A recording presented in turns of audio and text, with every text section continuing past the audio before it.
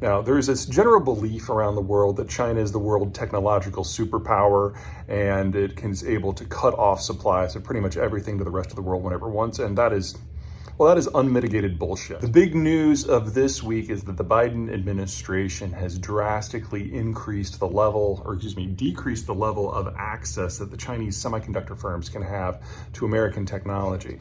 There are three types of semiconductors. There's the high end that go into your cell phones, your servers, satellites, power management systems. Those exclusively come from places like Taiwan, Korea, Japan, and the United States. And contrary to, contrary to most people's beliefs, over half of all chips made in the world by value actually originate within the United States. And almost all of the chips that are manufactured in Taiwan are not designed there. They're also designed in the United States. So there's no danger whatsoever in the high end from a embargo sort of situation. Second, you have the mid-range chips that are in aerospace, automotive, and maybe the power control systems for your thermostat and your house. Those are Malaysia and Thailand, and those are also not made in China at all. What is going on with these new restrictions is the Chinese are now no longer able to import any of the chips of those two tiers unless they get a special dispensation. The third type of chips is your Internet of Things, not your smartwatch, your dumb watch, like your little digital Casio watch, if you remember those. This is your digital calculator, perhaps, your smart refrigerator that keeps track of your grocery list, things like that. Those are, yes, almost exclusively made in China. Now, what Biden has done is not just say that the Chinese can't purchase the high and the mid-grade. They're also saying they can't purchase any of the equipment that's necessary to make the high and the mid-grade to make sure that they never move up to that quality step. And there are now increasing steps that the Chinese cannot buy the tools that are necessary to operate what equipment they have for the low grade. And we are very close to the Biden administration saying that the Chinese can't even import the equipment that they need to make the low grade, and they are incapable of making that themselves. It's not like this is a hammer. There's an ecosystem of stuff that is required to build, install, operate, and maintain any of the equipment, even on the low end. And the Chinese cannot do any of it without 100% imported expertise and equipment. That is now what the Biden administration is going after. So where does this take us? Well, assuming we have no interruptions to the supply chains for the materials, that's a different topic. We are looking at China perhaps being melon scooped out of all global semiconductors over the course of the next 2 to 3 years.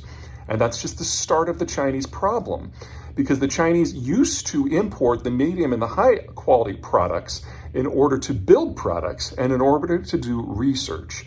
So I'm sure you've all heard about how the Chinese excel at things like hypersonics or artificial intelligence and automation. They do the brain work by using the high-end chips, then putting in their own software. If you can't get the high-end chips, then those entire industries shrivel on the vine and go away. So more than anything that has happened in the world at this point, this new step of restrictions threaten to throw the Chinese into a technological winter, and any concerns you have about China in its rise can be killed just by that. And that's before you consider energy or food, or political dysfunction, or the Ukraine war, or demographics, all of which are capable of killing China without any help from the others. So we are now at the end of China's technological rise. And the question now is, how fast is the fall? I just wanted to take a couple of minutes to talk about what's going on in Germany. I've had a lot of people write in with some less than kind things to say about the Germans because they're not providing what is perceived to be the appropriate level of weapons support to the Ukrainians. There's a strategic reason for that, but I wanted to talk about the economic sacrifice that the Germans are making right now. Now, unlike the United States, which is relatively agnostic about where we get our industrial inputs, the Germans have to have a plan because they don't have any of it local. So what they do is they cut deals with the Russians to bring natural gas in at large volumes and reasonable prices. That provides not just the basis for their entire electricity sector, but also their entire manufacturing sector, because that natural gas is processed into petrochemical goods, which are then the basis of manufacturing. So if something happens to the natural gas flows, the entire German manufacturing model fails. Now, back on September 1, the Russians cut off supplies through the Nord Stream pipeline. Excuse me, getting over laryngitis. And told the Germans publicly that until you cease participating in the NATO coalition supporting Ukraine, and until you lift all sanctions, we're not turning this back on. This was 40% of their supply.